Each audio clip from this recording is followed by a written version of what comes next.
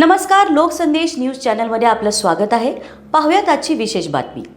वाई तालुक्यातील उडतरे येथे उड्डाणपुलावर रात्री सुमारे 7 वाजण्याच्या सुमारास भीषण अपघात झाला आहे. अज्ञात वाहनाने दुचाकीला जोरदार धडक दिल्याने एकाचा जागीच मृत्यू झालाय तर एक जण गंभीर जखमी झाला आहे. या अपघातात शिरूर तालुका वाई येथील युवराज मोहिते हे गंभीर जखमी झालेले असून त्यांच्यासोबत कामासाठी असलेले नाना चंदुका चव्हाण कामगार यांचा जागीच मृत्यू झालाय. धडक एवढी भीषण होती की अपघातानंतर कंटेनरसह 2 कार एका मागोमाग एक धडकल्या आणि या धडकेत जखमी मोहिते हे सुमारे 200 मीटर अंतर फरफटत जाऊन रस्त्यावर पडले. आणि या घटनेची माहिती मिळताच भुईंज पोलीस स्टेशनचे पोलीस निरीक्षक पृथ्वीराज ताटे, सहाय्यक फौजदार शिंदे आणि पोलीस कॉन्स्टेबल सपकाळ तात्काळ घटनास्थळी दाखल झाले. जखमींना उपचारासाठी रुग्णालयात दाखल करण्यात आलेले असून अज्ञात वाहनाचा शोध घेण्याचं काम सुरू आहे.